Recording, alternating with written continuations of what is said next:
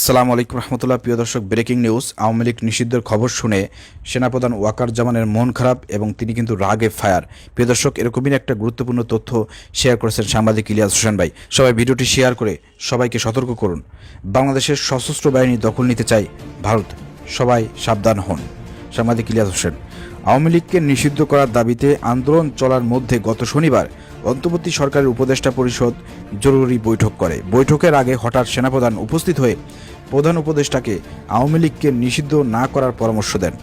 Doctor Mohammad ইউনূসের সঙ্গে দেখা করে জেনারেল ওয়াকারুজ্জামান তার মতামত জানান। তিনি বিএনপি নেতাদের সঙ্গেও যোগাযোগ করে আওয়ামী লীগ নিষিদ্ধ না করার জন্য প্রধান উপদেষ্টার উপর চাপ সৃষ্টি করতে বলেন। উপদেষ্টা পরিষদের জরুরি বৈঠকের সময় বিএনপি মহাসচিব মির্জা ফখরুল আলমগীর ফোন করে অন্তত দুইজন উপদেষ্টাকে একই পরামর্শ দেন। তবে বৈঠক শেষে আওয়ামী লীগ নিষিদ্ধের সিদ্ধান্ত শুনে সেনাপ্রধান ক্ষুব্ধ হয়ে হতাশ হয়ে পড়েন। পরবর্তী সেনাপ্রধান তার সমর্থিত কিছু কর্মকর্তাদের সঙ্গে গুরুত্বপূর্ণ পদে পরিবর্তন আনার পরিকল্পনা করেন। ধারণা করা হচ্ছে বাংলাদেশের সশস্ত্র বাহিনীর শীর্ষ পদগুলোতে ভারত তাদের সমর্থকদের বসাতে চায়। এখন দেখার বিষয় প্রধান উপদেষ্টা ডক্টর মোহাম্মদ ইউনূস এই চেষ্টায় সায় দেয় কিনা। দর্শক, খুবই গুরুত্বপূর্ণ তথ্য শেয়ার করেছেন সাংবাদিক ইলিয়াস হোসেন ভাই। আপনারা জানেন সাংবাদিক ইলিয়াস হোসেন ভাই এমনিতেই বানাছানা এগুলো লেখে না, তিনি বিভিন্ন জায়গা থেকে বিভিন্ন মাধ্যম থেকে তথ্য পান এবং সেনাবাহিনীর ভিতর থেকে এই তথ্য পেয়েছেন বলে তিনি এটা শেয়ার করেছেন।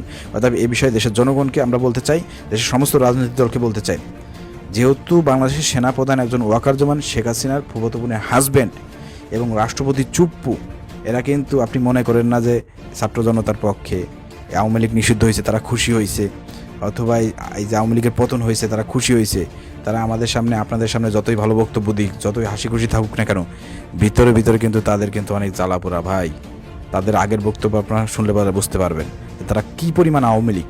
তো আওয়ামী লীগ বাংলাদেশের মাটি থেকে পতন হয়েছে, আবার তাদেরকে নিষিদ্ধ করা হয়েছে। তাদের কি মন ভালো আছে? যাদের শরীরের রক্তে রক্তে আওয়ামী লীগ লেখা, তাদের কি মন ভালো আছে? মন ভালো নাই ভাই, তলে তলে ষড়যন্ত্র চলতেছে।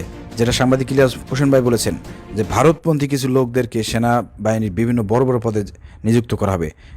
ওইখান থেকে বসে তারা পুরো সেনাবাহিনীকে কন্ট্রোল করবে, পুরো সেনাবাহিনীকে দখল করে বাংলাদেশে হয়তো আবার আওয়ামী লীগকে ফিরিয়ে আনার একটা প্রচেষ্টা তারা করবে। দর্শক, এই বিষয়ে সাংবাদিক ইলিয়াস হোসেন ভাইয়ের এই তথ্য আপনারা শেয়ার করুন, সবাইকে জানিয়ে দেন।